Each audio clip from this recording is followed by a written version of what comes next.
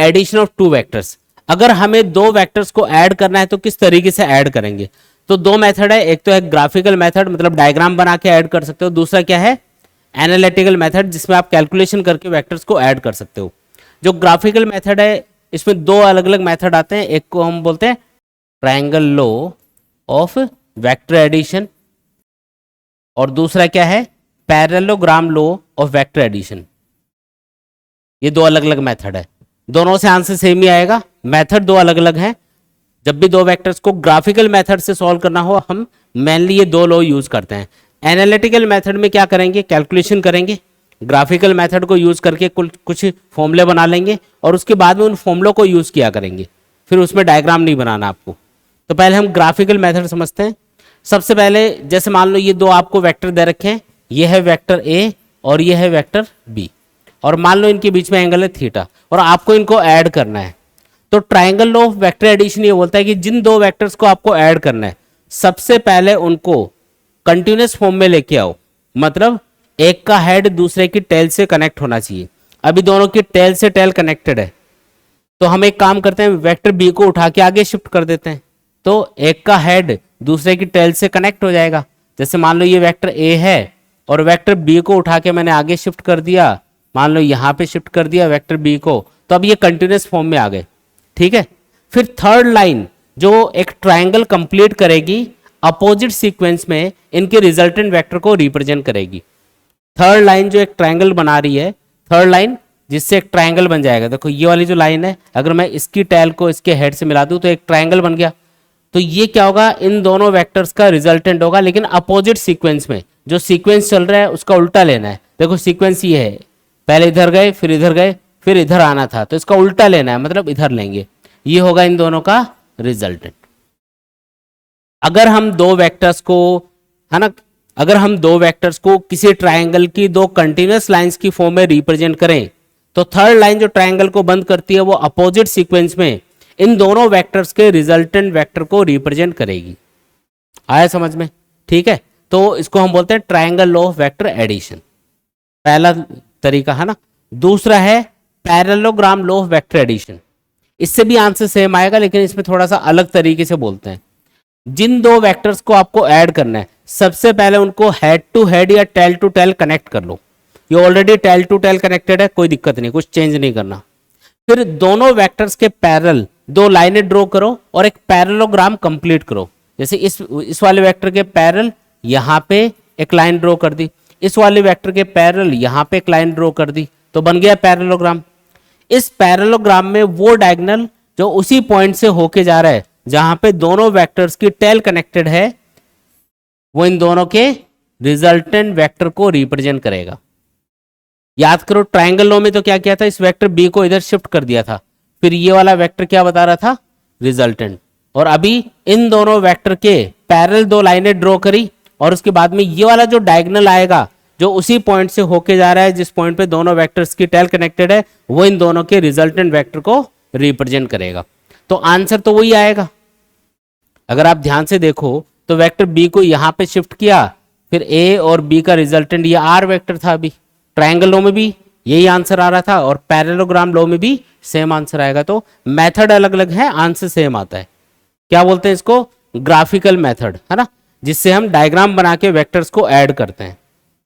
For example आपको दे दिया ये वेक्टर ए है और मान लो कि ये वेक्टर बी है, इन दोनों का रिजल्टेंट क्या होगा। तो सबसे पहले इनको कंटिन्यूअस फॉर्म में लेके आओ, तो ये ऑलरेडी कंटिन्यूअस फॉर्म में दिखा रखे हैं।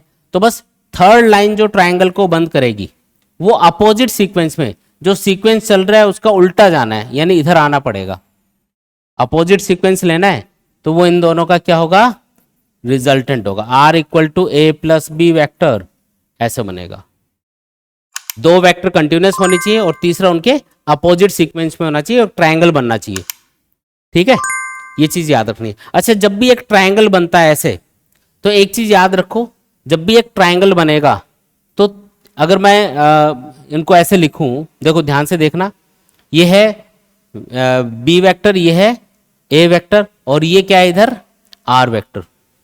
ठीक है, ये जो इक्वेशन है अगर मैं इसको थोड़ा सा रीअरेंज करूं, ध्यान से देखना, A plus B minus R equal to 0 लिख सकते हैं क्या? ए प्लस बी और इधर इसको ले आओ माइनस आर इक्वल टू 0। ठीक है, जब भी एक ट्राइंगल बनेगा तो तीनों वेक्टर्स का जो सम है वो 0 आएगा। लेकिन आप बोलोगे इसलिए यहाँ तो माइनस आ गया।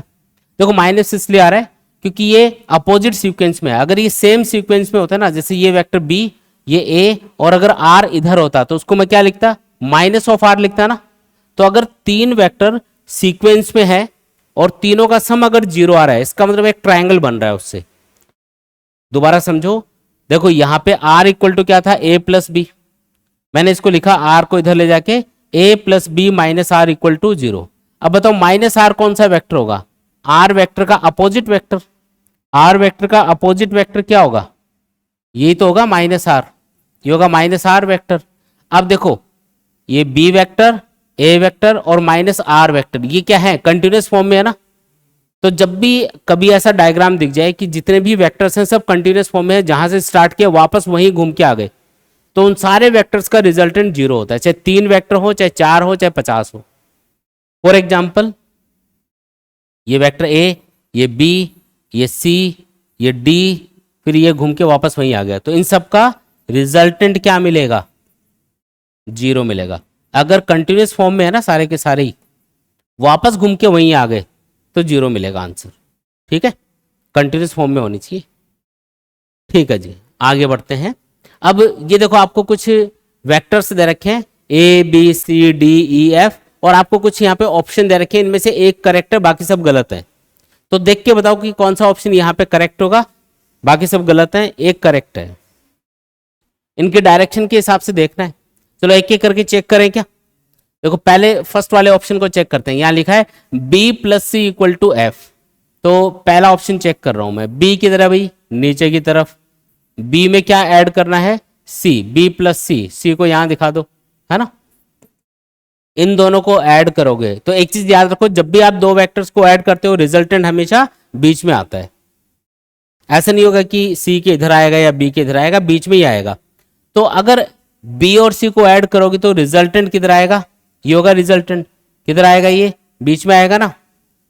तो क्या b प्लस सी एफ के बराबर है? f तो अपोजिट डायरेक्शन में है, देखो b नीचे c इधर, तो इनका रिजल्टेंट इधर आना चाहिए था, जबकि इसने लिखा है b प्लस सी एफ के बराबर आएगा। ये तो गलत हो गया, यानी कि ये ऑप्शन क्या है?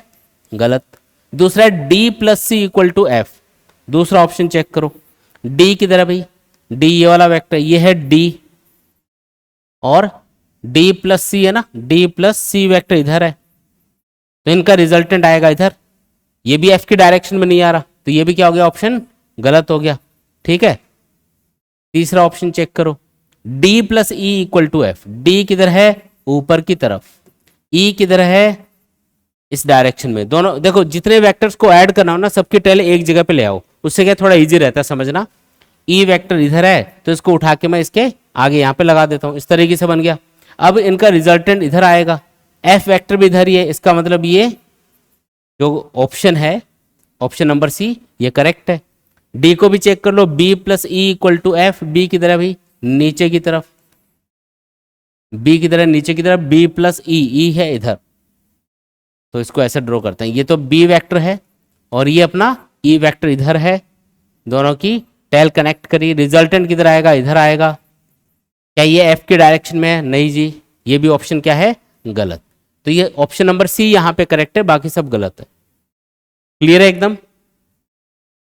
नेक्स्ट क्वेश्चन देखो, the magnitude of vector A B C are 3 4 5 units respectively. If a plus B equal to C, then the angle between vector a and b is. देखो जब भी ये 3 4 5 दिख जाए, ये स्टैंडर्ड वैल्यूज है।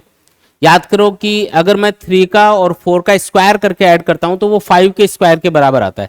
मतलब यहां पे पाइथागोरस थ्योरम लग सकती है।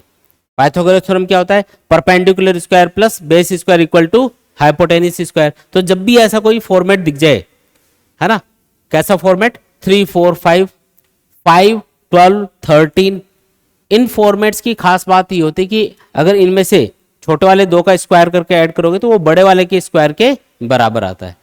और ये पाइथागोरस थ्योरम को प्रूव करता है। और पाइथागोरस थ्योरम किसके लिए लगती है? राइट एंगल ट्राइंगल के लिए। यानी कि यहाँ पे जो ट्राइंगल बनेगा वो कैसा बनेगा, एक राइट एंगल ट्राइंगल बनेगा। कैसा बनेगा, राइट एंगल ट्राइंगल। इसने बोला कि ए 3 है, बी 4 है और सी 5 है ना। तो ये मान लो 3, ये 4, ये 5, ये वेक्टर ए मान लो, ये वेक्टर बी मान लो, ये वेक्टर सी मान लो। और इनको डायरेक्शन किस हिसाब से दिखानी है इनकी, ए प्लस बी बराबर सी है, यानी कि वेक्टर ए मान लो नीचे की तरफ है, वेक्टर बी मान लो आगे की तरफ ऐसे। तो वेक्टर ए और बी को ऐड करोगे तो वेक्टर सी मिलेगा, मतलब सी इनका रिजल्टेंट है। तो रिजल्टेंट किधर होता है, अपोजिट सीक्वेंस में होता है। ए और बी इन दोनों का रिजल्टेंट आएगा सी। और राइट एंगल ट्राइंगल क्यों बनाया, क्योंकि 3 4 5 मुझे दिख गया है ना। अब ये एंगल कितना है 90 डिग्री, ये एंगल कितना 90 डिग्री। अब आपको पूछा है ए और बी के बीच का एंगल, तो ये वेक्टर ए है, ये वेक्टर बी है। अब देखो एक का हेड दूसरे की टेल से कनेक्टेड है, तो इस वेक्टर को उठा के अगर आप आगे शिफ्ट करोगे, नीचे की तरफ शिफ्ट करोगे, तो वेक्टर ए नीचे आ जाएगा इस तरीके से। ये वेक्टर ए आ गया। अब देखो वेक्टर ए और वेक्टर बी इन दोनों की टेल कनेक्टेड है, तो इनके बीच का एंगल कितना हुआ 90 डिग्री हुआ। तो आंसर क्या होगा π/2 angle between A and B is π/2 यानी कि 90 डिग्री। पहला ऑप्शन यहां पे करेक्ट होगा। आया समझ में। क्वेश्चन दिया हुआ है given that a plus B equal to C, A plus B इन दोनों वेक्टर्स को ऐड करोगे तो क्या मिलेगा, वेक्टर सी मिलेगा। And that C is perpendicular to A, यानी कि जो वेक्टर ए है उसके परपेंडिकुलर है कौन, वेक्टर सी। ठीक है। फर्दर इफ वेक्टर ए और वेक्टर सी इन दोनों का मैग्नीट्यूड बराबर हो, मतलब कि ये मोड का सिंबल लगा के इक्वल लिखा हुआ है, इसका मतलब इनका मैग्नीट्यूड बराबर है। Then what is the angle between vector A and B. तो ए और बी वेक्टर के बीच का एंगल आपको बताना है। वन बाय वन देखते हैं। सबसे पहले तो इसने एक हिंट दिया है कि जो वेक्टर सी है it is perpendicular to vector A. मान लो कि ये वेक्टर ए है अपना, क्या है ये वेक्टर ए, तो इसके परपेंडिकुलर है कौन है, वेक्टर सी है। ये वेक्टर सी मान लो, ये वेक्टर ए के क्या होना चाहिए, परपेंडिकुलर होना चाहिए, ऐसा क्वेश्चन में बोला गया है। फिर इसने एक और चीज बोली है कि ए और बी को ऐड करोगे तो सी वेक्टर मिलेगा। इसी डायग्राम में मैं अब वेक्टर बी को भी रिप्रेजेंट करूंगा। ए में बी को ऐड करेंगे तो क्या मिलना चाहिए, सी मिलना चाहिए। ए में बी को ऐड करेंगे तो क्या मिलना चाहिए, सी मिलना चाहिए। अगर ये वेक्टर ए है और सी रिजल्टेंट वेक्टर है, सी किसका रिजल्टेंट है, ए और बी का। अगर ये वेक्टर ए है तो क्या वेक्टर बी को ऐसे होना चाहिए, ताकि वेक्टर ए और बी कंटिन्यूअस फॉर्म में आ जाएं और ट्रायंगल लॉ के अकॉर्डिंग इन दोनों का जो रिजल्टेंट होगा वो इस ट्रायंगल को कंप्लीट करने वाली थर्ड लाइन होगी, जो कि अपोजिट सीक्वेंस में होगी। ऐसा डायग्राम बनना चाहिए ना। अब इस डायग्राम के अंदर एक चीज और इसने बोली है कि जो वेक्टर ए और सी है इनका मैग्नीट्यूड बराबर है। क्या बराबर है, मैग्नीट्यूड। ए और सी का मैग्नीट्यूड बराबर है। ये एंगल 90 आपको बता ही रखा है, तो बाकी दो एंगल्स का सम कितना आएगा, 90 आना चाहिए, क्योंकि टोटल एंगल कितना होता है ट्रायंगल में 180 होता है। तो ये 90 है तो बाकी 90 बचा। अब क्योंकि ये वाली साइड और ये वाली साइड बराबर है, इसलिए ये वाला एंगल भी 45 डिग्री आएगा और ये वाला एंगल भी 45 डिग्री आएगा। हमें कौन से वेक्टर्स के बीच का एंगल पूछा, ए और बी के बीच में। तो अगर ए और बी के बीच में एंगल पूछा है तो इन वेक्टर्स को या तो हेड टू हेड कनेक्ट होना चाहिए या टेल टू टेल। अगर कनेक्टेड नहीं है तो एक काम करना है, इस वेक्टर को उठा के आगे शिफ्ट कर देना है, फिर ये क्या होगा, दोनों vector tail to tail connect हो जाएंगे। फिर आपको इधर वाला एंगल बता देना है, वो आपका आंसर होगा। या ऐसा कर दो कि जो भी एंगल अभी आ रहा है, अगर एक वेक्टर का हेड दूसरे की टेल से कनेक्टेड है और उनके बीच का एंगल पूछ लिया, तो आप एक काम और भी कर सकते हो। अगर आपको ये वाला एंगल बताना है तो ये टोटल एंगल 180 डिग्री होता है, उसमें से 45 डिग्री माइनस कर दो, यानी कि 180 माइनस 45, आंसर क्या आ गया, 135 डिग्री आ गया। मतलब वेक्टर ए और बी के बीच का एंगल कितना होगा, 135 डिग्री, यानी कि 3π/4 भी आप इसको बोल सकते हो। Angle between vector A and B is 135 degree या फिर 3π/4। तो सी वाला ऑप्शन यहां पे करेक्ट होगा। आया समझ में आप, ठीक है। देखो नेक्स्ट टॉपिक है polygon law of vector addition. देखो कई बार क्या होता है, हमें दो से ज्यादा वेक्टर्स को ऐड करना होता है, तो उसके लिए हम पॉलीगन लॉ यूज करते हैं। किसके लिए यूज करेंगे? जब हमें दो से ज्यादा वेक्टर्स को ऐड करना हो। Polygon law of vector addition ये बोलता है कि मान लो आपके पास n वेक्टर्स हैं। फॉर एग्जांपल ये वेक्टर a है, ये वेक्टर b मान लो, ऐसे मान लो वेक्टर c है, ऐसे मान लो कोई वेक्टर d है। हमें इनको ऐड करना है, तो सबसे पहले इनको कंटिन्यूअस फॉर्म में रिप्रेजेंट करो। कैसे रिप्रेजेंट करना है? कंटिन्यूअस फॉर्म में। तो जैसे वेक्टर a है उसको मैंने एज इट इज रखा है यहाँ पे, वेक्टर b को उठा के यहाँ पे शिफ्ट कर दिया, मतलब ये कुछ ऐसा बन गया, ये वेक्टर b आ गया। फिर वेक्टर c इधर है, उसको उठा के आगे यहाँ पे चिपका दो, ये वेक्टर c हो गया, इधर है नहीं तो ये वेक्टर c हो गया। फिर वेक्टर d नीचे की तरफ है, ऐसे ऐसे बना दो। तो ये मैं इन सारे वेक्टर्स को कंटिन्यूअस फॉर्म में ले आया। क्या किया मैंने? जितने भी वेक्टर्स हैं इनको कंटिन्यूअस फॉर्म में लेके आना है। फिर लास्ट लाइन जो इस पॉलीगन को बंद करेगी, लास्ट लाइन जो इस पॉलीगन को बंद करेगी वो ये वाली लाइन होगी। ये अपोजिट सीक्वेंस में इन सब के रिजल्टेंट वेक्टर को रिप्रेजेंट करेगी। मतलब इन सब का रिजल्टेंट वेक्टर कौन होगा? ये वाला वेक्टर। तो आर वेक्टर यहां पे क्या है? ए बी और सी, इन तीनों, सॉरी डी भी है ना साथ में, ए बी सी और डी, इन चारों वेक्टर्स का रिजल्टेंट है। तो पॉलीगन लॉ ये बोलता है कि जिन वेक्टर्स को आपको ऐड करना है जो कि दो से ज्यादा होंगे, ठीक है, ये कुछ कुछ आपको ट्राइंगल लॉ जैसा लगेगा क्योंकि ये उसी का एक्सटेंडेड फॉर्म है, ऐसा मान लो। ट्राइंगल लॉ में हमने क्या पढ़ा था? जब भी हम दो वेक्टर्स को ऐड करते हैं तो पहले उनको कंटिन्यूअस फॉर्म में लेके आते हैं, फिर थर्ड लाइन जो ट्राइंगल को बंद करती है वो अपोजिट सीक्वेंस में उनके रिजल्टेंट को रिप्रेजेंट करती है। ये वही लॉ एक तरह से बड़े रूप में।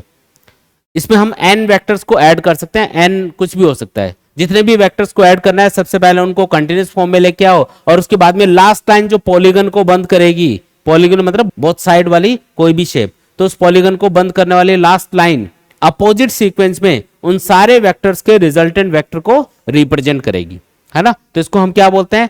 Polygon law of vector addition बोलते हैं। आया समझ में? आसान एकदम। तो इसको भी हम कई जगह पे यूज करते हैं। देखो इसके ऊपर एक क्वेश्चन करते हैं।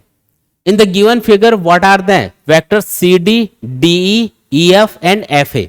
आपको ए बी और बी सी ये वेक्टर्स गिवन है, और आपको क्या पूछा है इसने? C D D E F और एफ ए ये वेक्टर्स पूछे हैं। किसके टर्म्स में? ये वेक्टर ए दे रखा है, ये वेक्टर बी दे रखा है, इनके टर्म्स में आपको पूछा जा रहा है। यहां पे जो वेक्टर ए बी है, ए से बी की तरफ है, ये वाला वेक्टर, ये स्मॉल ए लिखा हुआ है, ध्यान से देखना। और ये जो वेक्टर बी सी है ना, इसको क्या लिखा हुआ है? Small B. ये है वेक्टर बी। तो इन्हीं की टर्म्स में, ए और बी की टर्म्स में आपको क्या बताना है? C D vector, D vector, E F vector और एफ ए वेक्टर, ये बताने हैं। कुछ वेक्टर तो देख के समझ में आ जाएंगे आपको। पहले तो ये बताओ कि ये कौन सी शेप है? ये तो एक हेक्सागन दे रखा है, और हेक्सागन में 6 साइड्स होती हैं, और 6 की 6 साइड्स की लेंथ है वो बराबर होती है। इसकी लेंथ, इसकी लेंथ, इसकी लेंथ, ये सब बराबर होंगी। यानी कि वेक्टर ए और बी का मैग्नीट्यूड क्या है? यहाँ पे बराबर है। ये तो हमको डायग्राम देख के समझ में आ गया। वेक्टर ए और बी का मैग्नीट्यूड क्या होना चाहिए? बराबर होना चाहिए। ठीक है, एक और बात, हेक्सागन के अंदर ये जो सेंटर से ये जो एंगल बनते हैं ना, हर एक कॉर्नर को अगर आप मिलाओगे तो ये जो एंगल बनेगा ये 60 डिग्री बनेगा। यहाँ पे ये भी 60 होगा, ये भी 60, ये भी 60, ये भी 60, ये भी 60 और ये भी 60। और इन अगर आप कोई भी दो, जैसे किसी भी कॉर्नर पे जाओगे तो ये जो एंगल बनेगा ये टोटल ये 120 बनेगा, और हाफ एंगल कितना होगा? 60 डिग्री होगा। इधर भी ये हाफ एंगल 60 डिग्री होगा। इतनी बात तो आप पहले से जानते होंगे, है ना। ठीक है, तो इतनी नॉलेज हमको ऑलरेडी है। अब यहां पे देखो हमको कौन कौन से वेक्टर पूछे गए हैं? C D D E F और एफ ए। पहले तो ये बताओ, अगर ये ए बी वेक्टर है तो डीई वेक्टर क्या होना चाहिए? इसका अपोजिट वेक्टर होना चाहिए। अगर ए बी वेक्टर इधर है और डीई वेक्टर जस्ट इसके अपोजिट है, तो ये दोनों आपस में क्या हो गए? अपोजिट वेक्टर्स हो गए ना। तो डीई वेक्टर को क्या लिख सकते हो आप? डीई वेक्टर को आप लिख सकते हो माइनस ऑफ ए वेक्टर। सही बात है क्या? ये जो ए बी वेक्टर है ये ए से बी की तरफ है, और डी वेक्टर डी से ई की तरफ है। क्या ये जस्ट इसके अपोजिट डायरेक्शन में है? और क्या इन दोनों का मैग्नीट्यूड बराबर है? हेक्सागन में हर एक साइड बराबर होती है, यानी कि वेक्टर ये वाली जो साइड है हेक्सागन की, इसका जो मैग्नीट्यूड होगा उतना ही इसका होगा, लेकिन डायरेक्शन अपोजिट है, इसलिए मैंने इस वेक्टर को लिया है और इसके आगे माइनस का सिंबल लगा के लिखा है ताकि डायरेक्शन अपोजिट हो जाए। D vector is in opposite direction of vector ए, इसलिए ऐसा लिखा है। ऐसे ही बताओ कि अगर ये बीसी वेक्टर है तो ये जो ईएफ वेक्टर होगा, ये है बीसी वेक्टर इधर और ये है ईएफ वेक्टर इधर, क्या ये इसका अपोजिट वेक्टर है? तो मैं क्या लिख दूं, ईएफ वेक्टर बराबर माइनस ऑफ बी वेक्टर, लिख सकते हो ऐसा। तो दो वेक्टर तो आ गए अपने पास, अब बचे सी डी वेक्टर और एफ ए वेक्टर। अगर हम सी डी फाइंड कर लेंगे तो उसका अपोजिट वेक्टर कौन होगा, एफ ए वेक्टर होगा। अब सी डी फाइंड करना है, देखो यहां पे मैं पॉलीगन लॉ यूज कर लेता हूं, ठीक है। एक चीज बताओ कि अगर ये वाली साइड क्या है, बी, इस डायरेक्शन में है ये, तो अगर मैं आपको पूछूं कि अगर इस वाली साइड की लेंथ मान लो बी के मैग्नीट्यूड के बराबर है, तो ये वाली लेंथ भी क्या होगी, बी के बराबर, और ये वाली साइड भी क्या होगी, बी के बराबर। क्योंकि हेक्सागन में क्या होता है कि सेंटर से हर एक कॉर्नर को जब आप मिलाते हो तो ये जो लेंथ आती है ये साइड के बराबर ही आती है। क्योंकि देखो यहाँ पे एक इक्विलेटरल ट्रायंगल बन गया, तीनों एंगल सेम है तो तीनों साइड सेम होंगी। अगर ये आर डिस्टेंस है तो ये भी आर होगी, ये भी आर होगी। तो उसी तरीके से अगर इसका मैग्नीट्यूड बी है, अगर इस वेक्टर का मैग्नीट्यूड बी है, तो ये वाली जो लेंथ होगी ना सेंटर से यहां तक की, ये भी बी होगी, ये भी बी होगी। तो यहां से यहां तक की टोटल लेंथ कितनी हो गई, 2b हो गई। और अगर मैं वेक्टर बी के पैरेलल ही यहां पे एक वेक्टर ड्रॉ कर दूं, वेक्टर बी के पैरेलल ही एक वेक्टर ऐसे ड्रॉ कर दूं, तो इस वेक्टर को मुझे क्या लिखना चाहिए, इस वेक्टर का मैग्नीट्यूड b से डबल होगा, क्योंकि ये b है तो ये b, ये b, तो ये 2b होना चाहिए, मतलब ये 2b वेक्टर होना चाहिए। अब बताओ ये वाला वेक्टर क्या है, a, ये वेक्टर b, ये है cd वेक्टर, और ये क्या है, ये है 2b वेक्टर। अगर मैं यहां से यहां तक का पॉलीगन कंसिडर करूं, ये वाला पॉलीगन, तो इसमें ध्यान से देख के बताओ, वेक्टर a, वेक्टर b और vector C D, vector A, B और सी डी, क्या ये कंटिन्यूअस है? और ये वाली जो लास्ट लाइन है जो कि अपोजिट सीक्वेंस में है, वो इस पॉलीगन को बंद कर रही है। इसका मतलब ये 2b वेक्टर क्या होना चाहिए, इन तीनों का रिजल्टेंट होना चाहिए। यानी कि आप क्या लिखोगे, vector A plus vector B plus vector C D, इन सब का रिजल्टेंट क्या आएगा, 2b वेक्टर आएगा, है ना, पॉलीगन लॉ के अकॉर्डिंग। तो बताओ सी डी क्या आ गया, तो सी डी वेक्टर होगा, ये इधर ले जाओ, तो 2b वेक्टर माइनस ए माइनस बी, बताओ आंसर, सी डी वेक्टर क्या आएगा, ये आएगा b वेक्टर माइनस ए वेक्टर। और अगर सी डी बी माइनस ए है तो एफ ए क्या होगा, इसका अपोजिट वेक्टर है ना, तो माइनस लग जाएगा सी डी वेक्टर के आगे। अब इसके आगे माइनस लगाने का मतलब है ये माइनस हो गया, ये प्लस हो गया, यानी कि आ गया a माइनस बी, लिख दूं क्या इसको, है ना, ये अपना आंसर हो गया। तो इस तरीके से करना है, बोलो आया क्या समझ में, आसान है एकदम। तो इस तरीके से कर लेंगे। बच्चों काफी बच्चे ये कमेंट करते हैं कि सर हमें नोट्स कहां से मिलेंगे। तो बच्चों आपको नोट्स मिलेंगे हमारी ऐप के ऊपर, ऐप का नाम है physics with Umesh Rajauriya. App के ऊपर आपको फिजिक्स नोट्स के अलावा केमिस्ट्री और बायोलॉजी के नोट्स भी मिल जाएंगे। नोट्स तो आपको मिलेंगे ही, इसके अलावा आपको और भी बहुत सारी चीजें ऐप के ऊपर मिलने वाली हैं, जैसे कि इंपॉर्टेंट पीवाईक्यूज जो हम इस सीरीज में कवर कर रहे हैं वो भी आपको ऐप के ऊपर मिल जाएंगे। आपको चैप्टर वाइज टेस्ट पेपर मिल जाएंगे जिससे आप अपनी प्रिपरेशन को प्रॉपर तरीके से चेक कर सकते हैं। इसके अलावा आपको माइंड मैप और फॉर्मूला बुकलेट्स मिलेंगी जिससे आप फिजिक्स, केमिस्ट्री और बायोलॉजी को प्रॉपर तरीके से बहुत कम टाइम में रिवाइज कर सकते हैं। इसके अलावा आपको कंप्लीट एनसीईआरटी सॉल्यूशंस मिल जाएंगे हर एक सब्जेक्ट के। ये जो ऐप है ये आप गूगल प्ले स्टोर से भी डाउनलोड कर सकते हैं, या ऐप का जो लिंक है वो हम इस वीडियो के डिस्क्रिप्शन में शेयर कर देंगे, आप वहां से भी इसको डाउनलोड कर सकते हैं।